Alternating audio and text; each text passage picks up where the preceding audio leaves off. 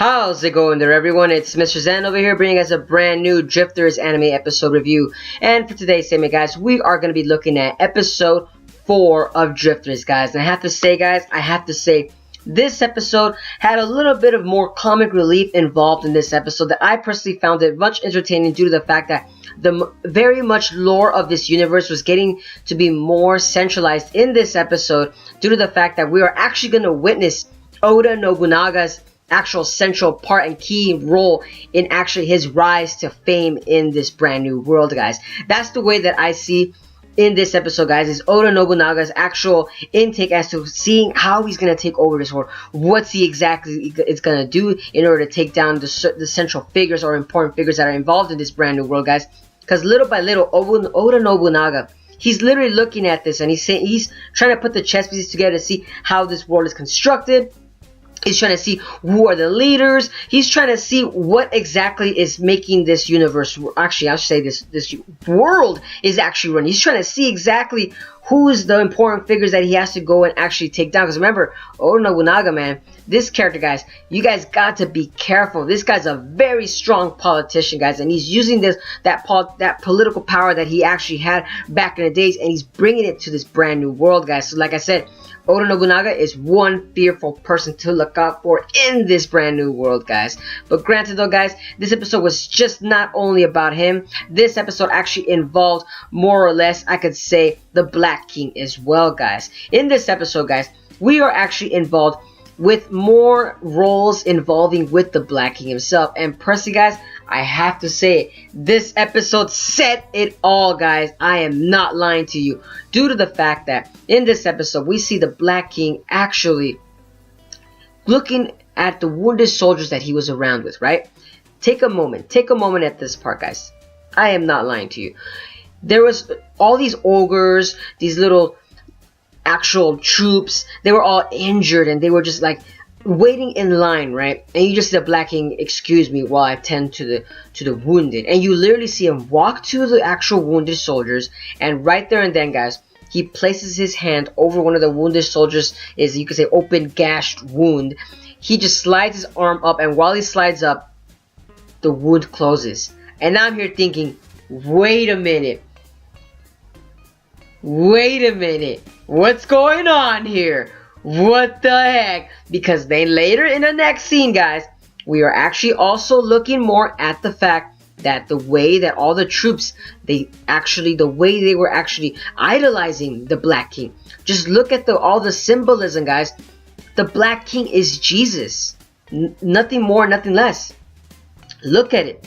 Just the way he's actually helping out the actual enemy, guys.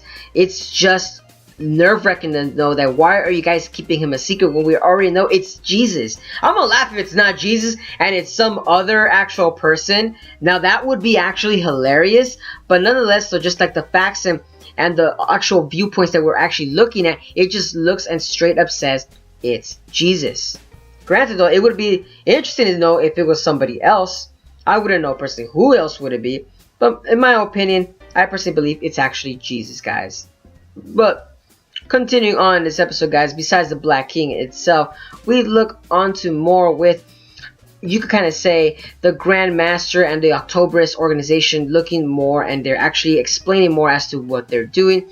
And Olminu, the female, you could say, magician, she's actually more involved in this episode to help out Oda Nobunaga, Yoichi, and Toyohisa. These characters, like I said, they're still in the village, you know, basically whatever they did in the previous episodes, now they're actually starting to get more major roles involved, as you can say, with the actual politicians of involving in the brand new world, guys. And the thing about it too is the fact that Oda Nobunaga is looking to Olminu as kind of like the representative of this brand new world, and he's literally asking questions. He's asking her, how do we get in touch with the serfs that are involved in the village as well. And like I said, Oda Nobunaga, he's slowly getting those villagers to go on his side. And after the end of the episode, don't get me wrong, Oda Nobunaga actually got these people, but not by his own words. No, guys, by Toyohisa himself. He actually put Toyohisa in a very political, powerful role, guys. Think about it.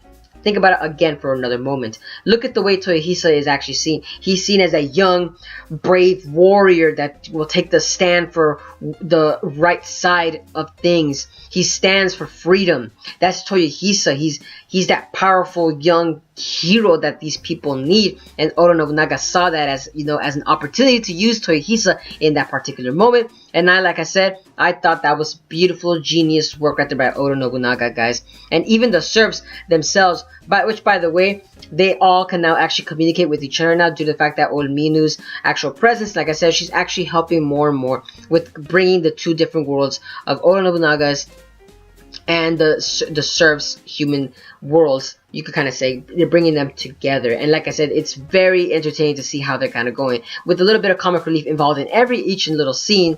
It kind of balances itself out, because remember, we're kind of bombarded with so much information as to what's going on with this world, that it's granted that they're doing it in a balanced manner to keep us entertained while knowing more and more as to what's actually happening around the world. And even though the serfs themselves are actually looking at Toyohisa as their hero, I like the way that they actually approached it as well, guys. The way that the serfs themselves, you know, you see the tension that they're at. They're seeing this as a very serious moment. It's a very high-end stakes opportunity that, you know, they have to either go to war or they have to hide. But Oda Nobunaga, Toyohisa, and Yoichi were just goofing around, and they were setting the tone, guys. They were basically telling the serfs, you have nothing to worry about. By them being relaxed, they could then come and be relaxed as well. They're putting them at their playing field. Like I said, I'm loving the way these characters are interacting with these brand new people that they've never even met. They're bringing their two worlds together, and they're actually taking charge too while they're at it.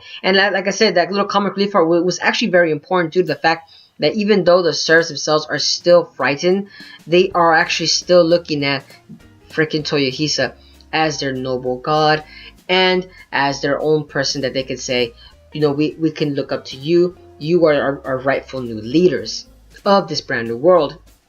And I'm loving it. I'm loving it, folks. I really am.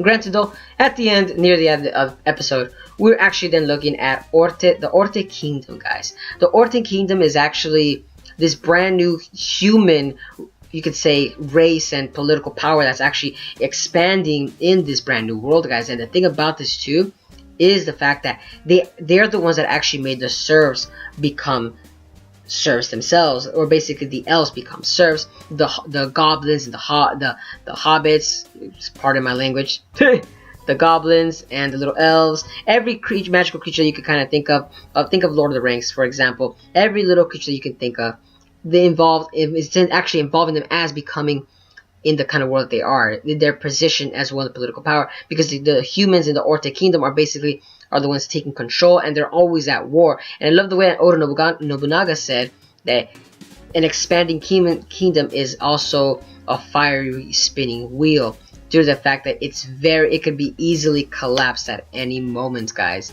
And like I said, I can't wait for Oda Nobunaga's to actually come into play once he meets the Orte Kingdom. I can't wait.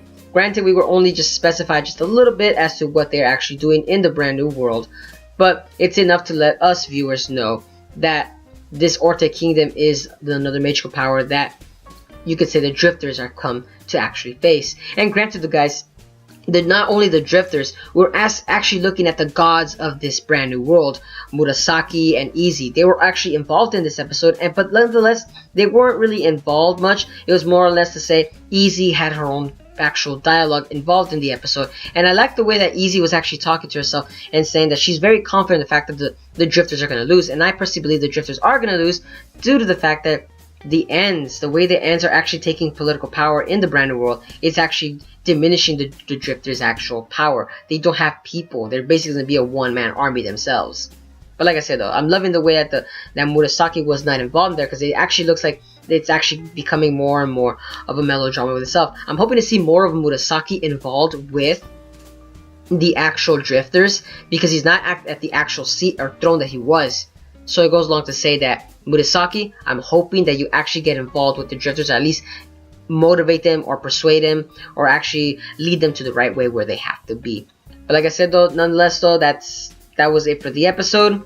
It was very beautiful. Like I said, I'm loving the way they're actually setting the place up, and a lot of exposition is being thrown around. But like I said though guys, let me know down in the comments below, what are you guys' thoughts on your favorite part of the episode? What do you guys think about Oda Nobunaga's actual key important role in taking down the political powers that are involved all around? And also guys, what do you guys think about the Orte Kingdom? Is there more at stake? To me, guys, the Orte Kingdom seems to be the humans themselves. I feel like they are actually becoming that kind of stereotypical cliche moment where the humans are nothing more than just basically kind of diminishing the other races by maybe having a major battle back in the day or some kind of treaty that's going on around. Like I said, there's something more at stake as to why the humans are actually still at power. It doesn't make any sense. The elves, the goblins, all them, I feel like they could be the ones in power, but not the humans. Like I said, I kind of want to know and more, want that kind of lore to be expanded upon us viewers. But let me know what you guys' thoughts on it too, though. But like I said, that's it for the episode. Like I said, I'm hoping you guys actually enjoyed this episode as much as I did. But let me know down in the comments on anything that you guys thought about this episode or upcoming. And do you guys believe that the Black King himself is actually Jesus? Let me know down in the comments below. And as always, guys, if you guys enjoy my content, give a like, comment, share, and subscribe for more Drifters anime episode discussions. And as always, guys, have a wonderful day. But this is Mr. Zen, signing out.